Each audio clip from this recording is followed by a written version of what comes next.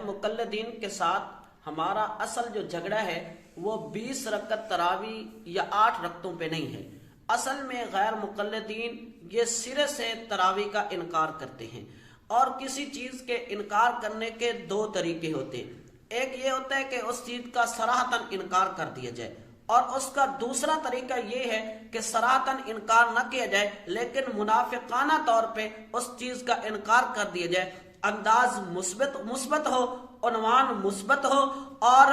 بظاہر معلوم ہو کہ یہ اقرار کر رہا ہے لیکن اس کی تہ میں، اس کی گہرائی میں اس کا انکار چھپا ہوتا ہے۔ جیسے ایک آدمی ہے، اس کے بارے میں ایک بندہ کہتے ہے کہ یہ نہ بالکل نماز کا پابند نہیں، بالکل نماز کی پابندی نہیں کرتا، اور اسی آدمی کے بارے میں ایک اور آدمی کہتا ہے یہ کبھی کبھی نماز پڑھ لیتے ہیں۔ تو اب دیکھو، ایک نے صراحتاً اس کی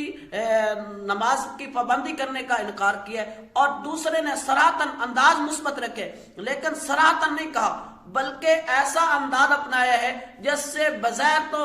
انداز مثبت لگتا ہے لیکن اس نے بھی اس کی پابند صلاۃ ہونے کا انکار کیا ہے۔ آپ کو یہ مسئلہ ایک مثال سے سمجھاتا ہوں۔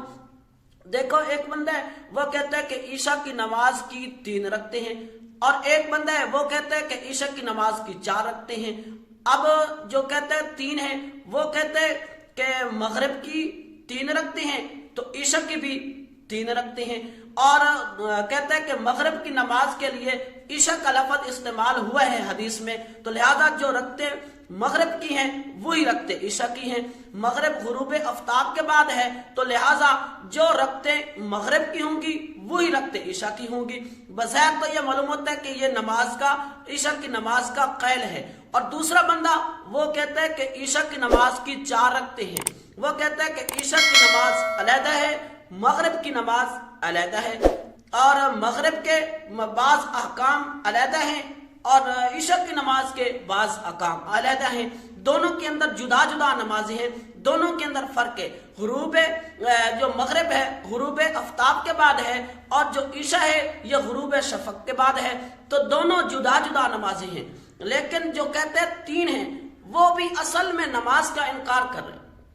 اصل میں وہ عشاء کی نماز کا انکار کر رہا ہے، لیکن اس نے جو انداز اپنایا ہے انداز مثبت اپنایا ہے، تو بظاہر معلوم ہوتا ہے کہ یہ اقرار کر رہا ہے۔ تو اسی طرح جو نماز تراویح ہے، نماز تراویح کے اندر جو غیر مقلدین کا موقف ہے وہ یہ کہتے ہیں کہ تہجد کی نماز اور نماز تراویح یہ دونوں ایک چیز ہے، ان کا نام دونوں کا جدا جدا ہے لیکن ہیں دونوں ایک چیز ہے۔ جو رمضان میں اس کو تراویح بولتے ہیں اور غیر رمضان میں اس کو تہجد بولتے ہیں، لیکن ایسا نہیں ہے۔ جو رمضان کے اندر ہے وہ تراویح ہے، اور غیر رمضان میں تہجد ہے، یہ علیحدہ ہے، دونوں علیحدہ علیحدہ چیزیں ہیں، لیکن غیر مقلدین ان دونوں چیزوں کو ایک کرتے ہیں۔ اصل میں وہ نماز تراویح کا انکار کرتے ہیں،